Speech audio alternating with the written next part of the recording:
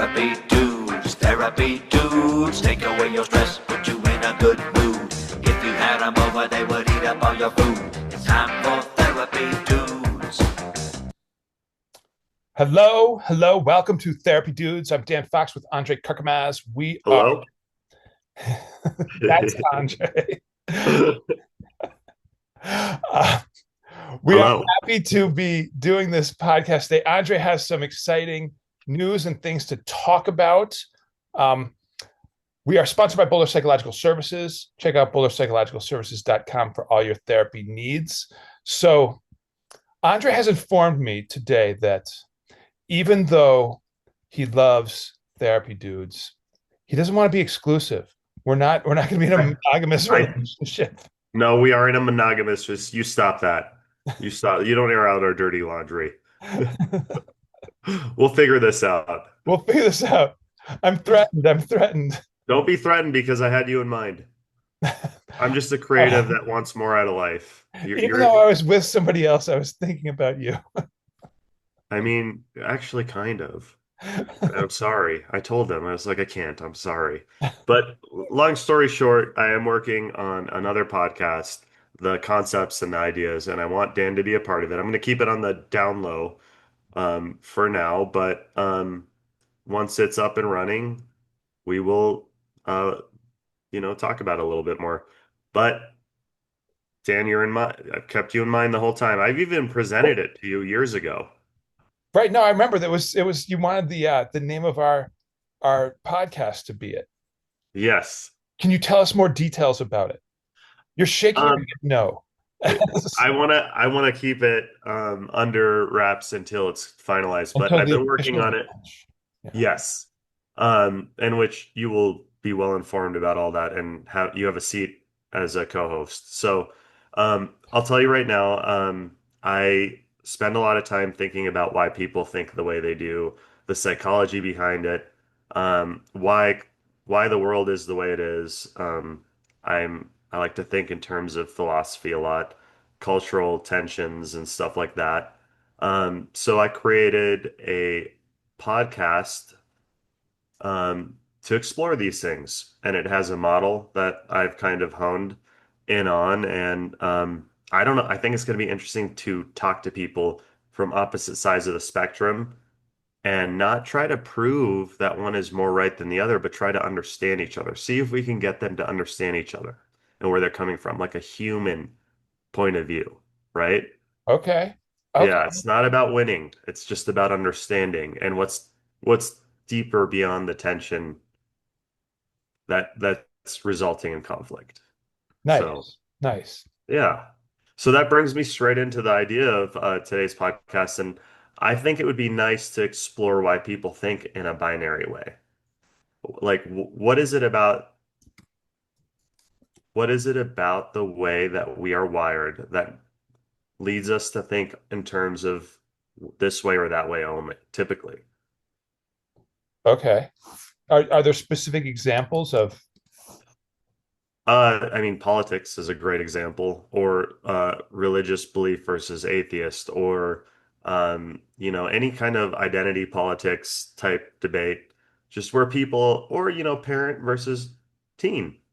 We've talked about that a lot, but oftentimes people think that there is one of two ways to do things, and I think that that causes a lot of friction and tension in life, and I think that it relates to a bunch of like undue stress because we're not able to see past our own experience sometimes or our own framework of beliefs and morality or whatever, right?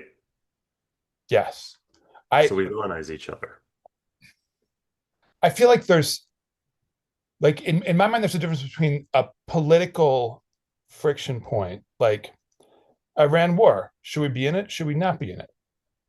Versus a friction point like with our spouse or our significant other or our kids, where Right. that kind of lands closer to home. Like Yeah. whatever we feel about the political situation, it's not going to fundamentally like move the needle based on our views or our behavior, but Mm, how we relate to like our significant other or our children is going to have a significant day-to-day impact. And I just have a belief that a lot of people are caught up in these tension points that have to do with the polarization of what's going on in our culture and in our yeah, politics, yeah, and that creates a lot of dysregulation and fixation and overthinking and stress, and keeps people from being able to be like well resourced and doing enough self care to prioritize the things in their life that they can actually have influence over. So right. that's I know like the other side of the coin is like, well, like what are you just going to like be uninformed about the things that are happening in the world, and you just happen to be like a privileged person, See, I so think, you but have I to. think that that's like a an illusion to say that you are informed because you saw something on the news or read something. I honestly think that that's the issue is that society is a giant group made up of subgroups, made up of subgroups and subgroups and so forth, and it keeps shrinking down to little communities to a family unit. And if we don't try to understand what is going on in those groups or why people are thinking the way they are or how they're being impacted by things, and we're just being black and white about it, and we're just using words like you're privileged or you're not privileged or whatever, right? You're not actually getting to the truth behind the tension. And you're not actually, it's a battle of perspectives. Like there are some things that are wrong, very hard to, you know, um, talk about in a way that sheds positive light on it. Maybe this war could be an example, right? Just doesn't sound great, but I don't know what led to it, truthfully. I can say that I hate war and I don't want, that's true. I don't like war. I don't want people to die. I don't want children to suffer. I don't want our gas prices to raise, you know, but I don't know what led to this. I really don't. I know that one news source is going to say one thing, another one's going to say another. What if there's a lot of things being hidden from the public? I don't know, right? But I guess the point is when you talk about like, it's not going to move the needle. The way we think about this isn't going to move the needle. I agree. But I also think that when we talk about things like this, there's a lot of tension and it creates a lot of anxiety and stress and misconceptions. And I think it's important for people to look for a more balanced answer as to why things are happening than to look at it in terms of black and white. Because if you look at something very black, then you're causing yourself to feel hopeless and you're going to engage with the world from that feeling, right? Yeah.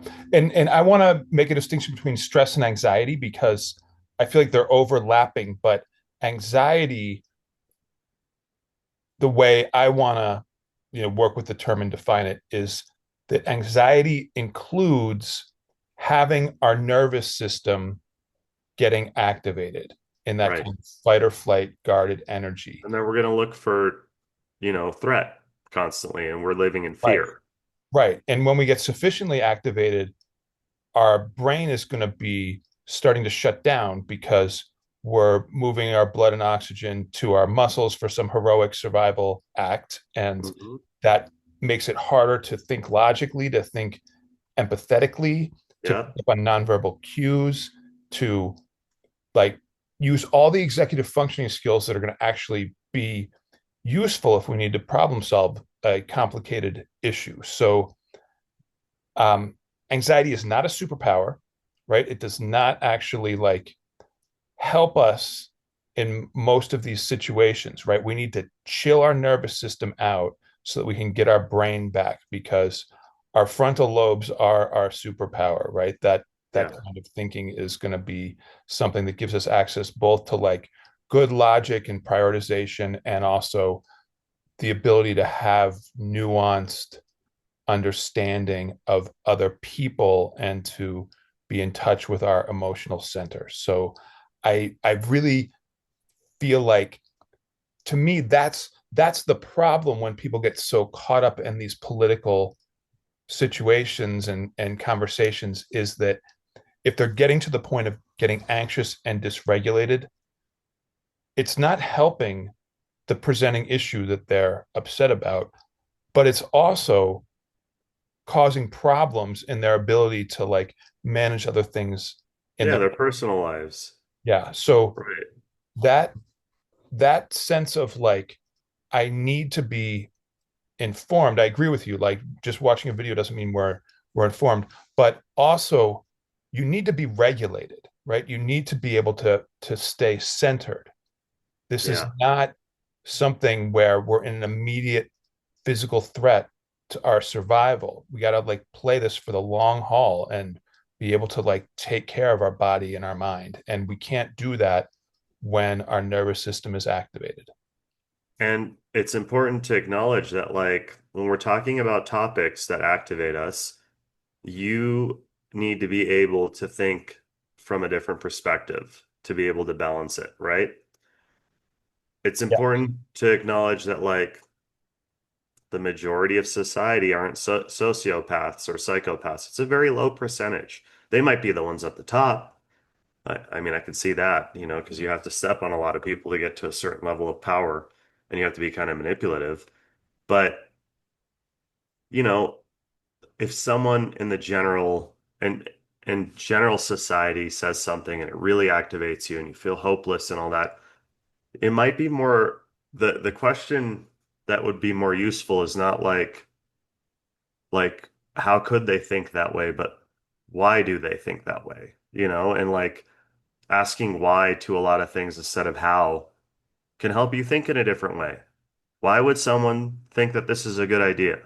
What is their point of view? What is the belief, the value that they're protecting? Is it actually sociopathic? Do they actually hate X group or whatever? Like those kind of thoughts can help cognitively change, your thinking patterns so it doesn't feel so threatening. Because I see people get really stuck and like to the point where, I mean, I'm sure you've seen this in your practice, where if someone says something wrong to them, like a little bit off, that it's ruined their whole day. And it's because of some identity politic type belief, right? That, oh, it's because they hate these kind of people or something like that. And if you walk around looking for that and affirming that constantly, then you're going to be black and white. You're not going to understand why someone said what they said. And the how is always going to be, well, it's probably because they're evil. How come they do that? They're mean. It's not as you don't go as far in depth with the how question. Yeah. Yeah. Well, and I think especially given how polarized things are politically, culturally, and in the news, and the way that the news really highlights the most outrageous things that people are saying and shoves it in our face, that Yeah. it's something I just don't personally want to get myself invested in, right? It's meant to dysregulate, right? It's meant to overwhelm and dysregulate. That's when news is able to do that, they know we're going to keep clicking on articles, and I don't want to be a part of that. Yeah. We don't want to be hijacked. We don't want to be hijacked. Yeah. And the main reason why people, in my opinion, don't think for themselves, even clients that come to us in therapy and are stuck, is because they're stuck in a way of thinking that keeps them trapped and feeling hopeless or anxious and unable to move and powerless. And we help them. What do we do as clinicians? We work with them to see things differently and try things differently, right? That work for them based off of what reflections we give them off of what they're sharing to us, right? We're like helping them map the tension points in their life and understand it and choose different. I wish people would do that for themselves, you know, like they would notice how stuck they are or how little it serves them to think in such a black and white way. But, this is where it gets tricky because people, have different values and different beliefs and see morality differently. It's like, where is the commonality? That's a question that you should ask when you're in tension with someone or an opposing side, right? Otherwise, we dehumanize each other. Yeah. Well, and I think that's happened in our political situation, right? Like Democrats versus Republicans, the other side has gotten dehumanized, whichever side we're on. Yeah. Yeah. And, called stupid or arrogant or bigots or whatever. I don't know. Until I know what someone's political point of view is, I really just see them as a human being. And sometimes I'll get pulled in a certain direction of thinking if someone reveals their political stance or a belief that I oppose or something like that. And then I notice the tension that builds up within me, and I have to ask myself, like, why did that bother me? What's my story? Yeah. You know? But I think we're all trying to do the best we can with what we know. I truly do. I think the average person is trying to be a good person. They're stuck in addictive cycles. They're probably living in pain. A lot of us are living in pain because life is hard, and we're trying to make things work for ourselves and our loved ones, and um, or we're just feeling generally lost if we're teenagers right now and children. It's hard. We're all trying to do the best we can. We're trying to latch on to something that makes sense for our situation, right? Yes. I think step one, throw away your smartphone. It's always step one. Yeah. It's always step one. There's never a step two past that.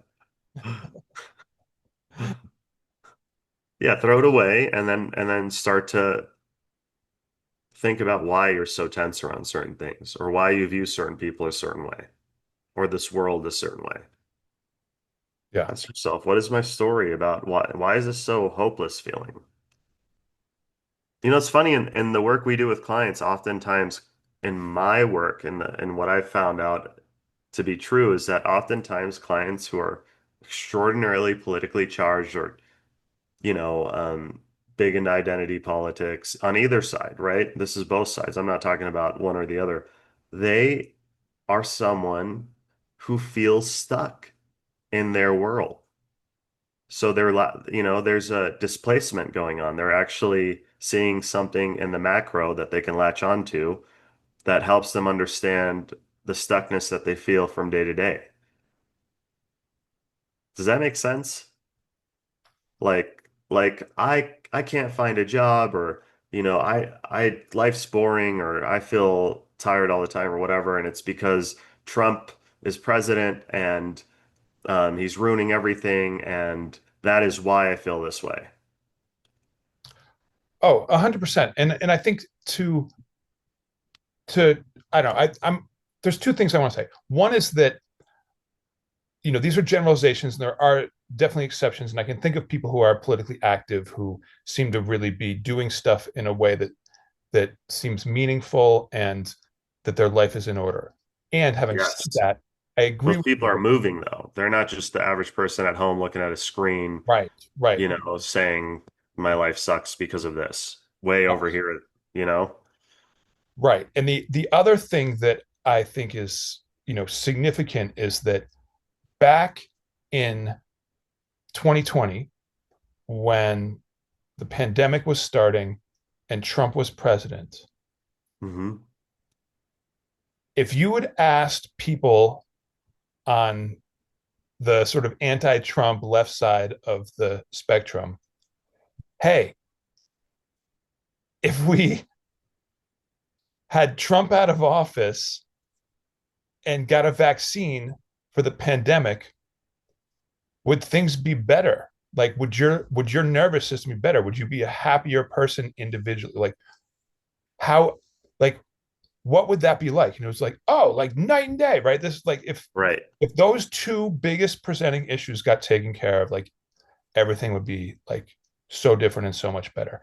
And sure enough, by like November, that stuff was actually like right, like Biden won, we had a Came vaccine, through. Yeah.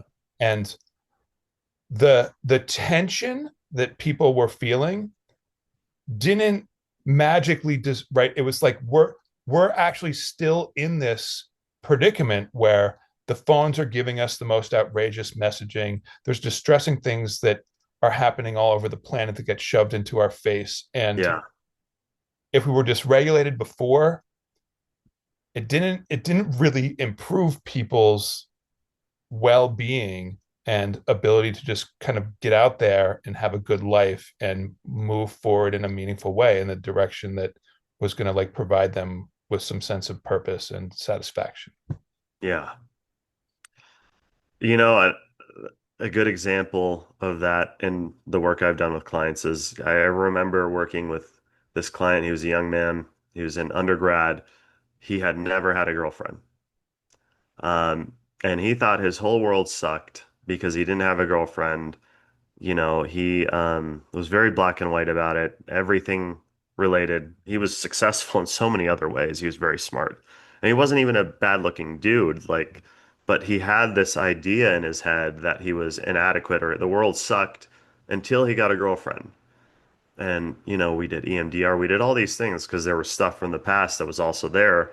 And finally, he starts dating and it starts working out. He starts dating one girl and he's like, wow, I had my first time doing this and my first, and eventually he's in a relationship with someone and it's gone a year strong. And then one day he tells me, well, nothing changed. I feel the same way. And I told him, because you had a story in your head that the reason why your life was so terrible was because you were inadequate or the world was going to show you that you're not good enough constantly. And then you found out that when you got the necessary, like when you got a girlfriend, you felt good about yourself. That didn't change anything for you inside because what was happening was coming intrinsically to you. It's beliefs that you have inherently about yourself. Yeah. It's things that you think you're limited in. There's always something you think you're limited in. And you got to push past that feeling that holds you down, right? You got to understand why, like, where's that voice coming from? Why does the world feel hopeless to me all the time? Why do I feel like I can't do anything in this world all the time? You know? Yeah. And that is you talking to yourself. That is you telling yourself you're not enough. And you can't find it outside of yourself. You can't find safety that way too. So, all right, we're running up against time, so we're going to wrap this one up and jump into part two. But Emotional safety, I the should say. question I want to ask you in Yeah. part two is, okay, so if that's not the way forward, right, to identify sort of like things like, oh, if these change, then I would be happy. What's the path forward for somebody who's in a predicament like your Good client? question. Yeah. All right. Awesome. So we'll be back in a minute. Thanks for listening. Like, subscribe, leave a comment. And I don't know, is there some final thing I should be saying about it? We'll see you next episode. We'll see you next episode. Therapy